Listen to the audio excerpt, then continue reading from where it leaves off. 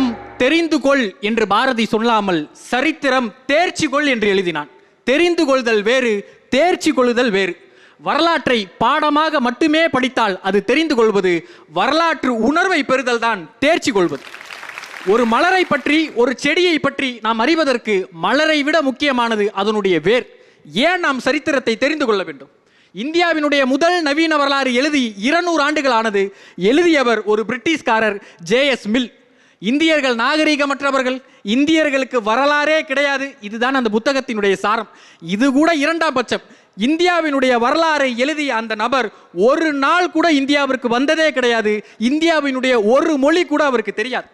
இன்றைக்கு நம்முடைய சரித்திரம் என்று ஆக பெருமையாக பேசுகிறோமே பெரிய கோயில்.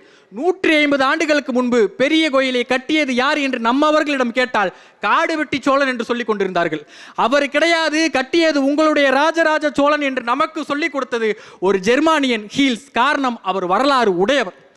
ஏன் வரலாற்றை நாம் படிக்க வேண்டும் என்றால், நம்முடைய சரித்திரத்தில் நாம் தேர்ச்சி கொள்ளவில்லை என்றால் நமக்கான சரித்திரத்தை ஆக மட்டமாக வேறொருவன் எழுதி நம் தலை மீது திணிப்பாக. நண்பர்களே, தமிழ்நாட்டினுடைய பெயர் முன்பு என்னவாக இருந்தது தெரியுமா? இருண்ட மாகாணம், தூங்க மூஞ்சி மாகாணம் என்று சொன்னார்கள். இது எல்லாம் காரணம் நம்முடைய வரலாற்றை நம் குழந்தைகளுக்கு நாம் சொல்லாதது. எது வரலாறு? ஒட்டுமொத்த இந்தியாவிலும் முதலாக ஆங்கிலேயனை எதிர்த்தது இதே தமிழ்நாடு தான். வஉசியை கைது செய்தார்கள் என்ற ஒரே காரணத்திற்காக அடுத்த வேளை கஞ்சிக்கு வழியில்லாத மக்கள் திரண்டு தன்னுடைய எதிர்ப்பை வெளியிட்டார்கள். அடக்குமுறைக்கு எதிராக எதிர்ப்பை செய்வதன் பெயர் திமிர் என்றால் அந்த திமிருடைய மக்கள் நாங்கள் என்பதை சொல்வதற்காக சரித்திரம் தேர்ச்சி கொள்வோம். நேற்று நடந்த அனைத்துமே சரித்திரம் என்று சொல்ல முடியாது. இன்றைக்கு நடக்கின்ற ஒவ்வொரு நிகழ்வும் நாளைக்கான சரித்திரம். உக்ரைனை பாருங்கள், மிகச்சிறிய கிராமம், அது விவசாய மக்களை உடையது. ஆனால் ஆகச் சிறந்த வரலாற்று பிடிப்புடைய மக்கள். எதுவாகினும் கொடுத்து பழகுங்கள் என்று அந்த மக்கள் வழி வழியாக தன்னுடைய குழந்தைக்கு வரலாறை சொல்லி வைத்தார்கள். ரஷ்யாவினுடைய ஏவுகணைகள் உக்ரைனினுடைய நகரங்களை சிதைத்துக் கொண்டிருக்கிறது. உக்ரைனினுடைய ஒரு மூதாட்டி ஒரு கைப்பிடி சூரியகாந்தி விதையை எடுத்து அந்த ரஷ்ய போர் வீரர்களுக்கு கொடுத்து, இதை உங்கள் சட்டை பையில் வைத்துக் கொள்ளுங்கள். ஒருவேளை இந்த மண்ணில் நீங்கள் செத்து விழுந்தால் உங்களிடமிருந்து ஒரு சூரியகாந்தி முளைத்து இந்த உலகத்தை பார்க்கட்டும். உங்கள் மரணத்தில் ஒரு மலர் மரணட்டும்.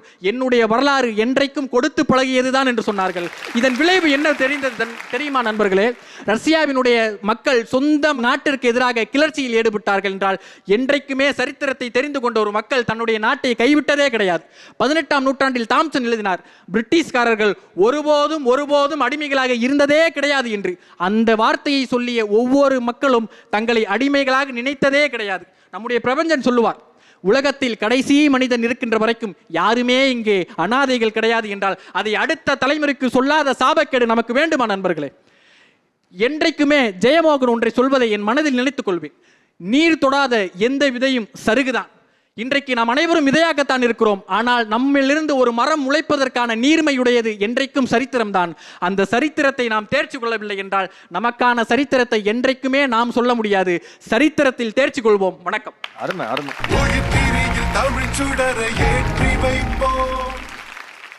சரித்திரம் தேர்ச்சி கொள் என்கிற தலைப்பிலே பிரிட்டோ பேசியிருக்கிறீர்கள். நடுவர்களுடைய கருத்துக்களை கேட்கலாம். அன்பாசான் சுயசிவம் ஐயா அவர். பிரிட்டோ, அந்த உக்ரைன் கிழவியிடத்தில் மட்டுமல்ல, உன்னுடைய பாக்கெட்டிலும் விதைகள் அடங்கி இருக்கின்றன. ஏன்னா எவ்வளவு விஷயங்களை இதுக்குள்ள சொல்ல முடியும் அப்படிங்கிற அந்த அக்கறையோட பல பகுதிகளை நீங்கள் தெளிவாக சொன்னீங்க. அதில் ரொம்ப முக்கியமான கருத்து என்னன்னா, தெரிந்து கொள்வது வேறு, தேர்ச்சி கொள்வது வேறு. ஏன் தெரியுமா? இந்த உலகத்திலேயே அதிக பொய் நிறைந்த பகுதி சரித்திரம் தான். ஏன்னா அவங்கவுங்க சௌரியப்படி கண்டதையும் எழுதி வச்சிருப்பாங்க. இதுல நிறைய இருக்கிறதால பாரதி சொல்லுகிறார், அதில் சரியானதை தேர்ந்தெடுத்து நீ கொள்ள வேண்டும். ஏன்னா தவறான சரித்திரத்தையும் பல பேர் சொல்லி இருப்பதற்கு வாய்ப்பு இருக்கிறது.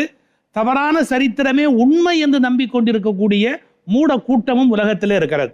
அதனால அந்த தேர்ச்சி கொள் என்பதில் இருக்கிற அந்த வீரியத்தை நீங்கள் அழகாக விளக்கினீர்கள். வளர்க, வாழ்க. அருமை அருமை. சிறப்பு விருந்தினர்களில் ஒருவராக அமர்ந்திருக்கிற வழிகாட்டி செல்வேந்திரன் அவர்கள்.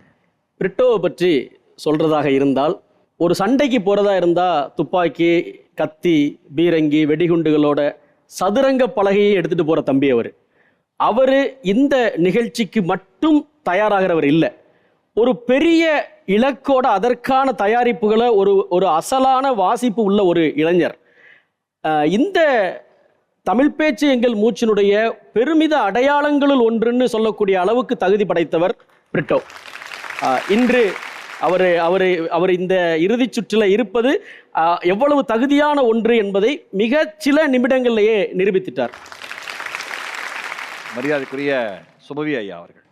வரலாற்றை அறிந்தவர்களால் தான் வரலாற்றை படைக்க முடியும் என்று அண்ணல் அம்பேத்கர் சொன்னார். எனவேதான் வரலாற்றை தெரிந்து கொள்வதோடு மட்டுமல்லாமல் தேர்ச்சி கொள்கிறவர்களால் தான் அதை செய்ய முடியும். இந்த தேர்ச்சி கொள்ளுதல் என்பது வரலாற்றிலிருந்து பாடம் கற்றல். வரலாற்றை பாடமாக படித்தல் இல்லை, வரலாற்றிலிருந்து பாடம் கற்றல். ஒரு முறை விழுந்தால் பிழை இல்லை, மறுமுறையும் விழுவது பிழை. விழுந்த இடத்திலேயே விழுவது அதை காட்டிலும் பிழை. விடாமல் இருப்பதற்கு, நாம் எழுவதற்கு வரலாற்று அறிவுதான் மிகப்பெரிய தேவை. அதை வரலாற்று உதாரணங்களோடும் எடுத்து சொன்ன தம்பி பிரிட்டோவுக்கு என்னுடைய வாழ்த்துகள். பிரிட்டோ, ரொம்ப மகிழ்ச்சியா இருக்கீங்க. எல்லாரும் அவ்வளோ அழகா உங்களுடைய பேச்சை குறிப்பிட்டு சொல்லியிருக்காங்க. இந்த நிறைவான சுற்றுக்கு உங்களுக்கு உறுதுணையா யார் வந்திருக்காங்க? எங்க அம்மா வந்திருக்காங்க. நிறைவு சுற்றுக்கு வந்திருக்காங்களா? அம்மா வணக்கம். பாருங்க, பையனை பார்த்தோன்னே என்ன ஒரு மகிழ்ச்சி அம்மாவுடைய முகத்துல.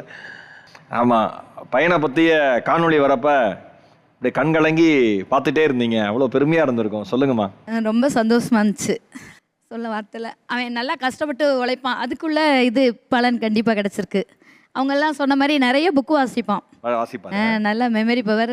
எனக்கே ஆச்சரியமாக இருக்கும், இவ்வளோ இது அடிக்கடிக்கு நல்லா சொல்கிறானே கோர்வையா அப்படிங்கும்போது ரொம்ப ஆச்சரியம் இருக்கு. ரொம்ப பெருமையாக இருக்குது இந்த ஸ்டேஜில் வந்து நானும் நிற்கிறது. அவன் இதுதான் ஃபஸ்ட் டைம் அவன் பேசுறதுக்கு நான் வந்திருக்கேன். எல்லாம் அவங்க அப்பா தான் கூட்டிகிட்டு போவாங்க. ஆமாம், எனக்கு ரொம்ப சந்தோஷம். சரிங்கம்மா. பிரிட்டோ, சரித்திரம் தேர்ச்சி கொள்ளும்.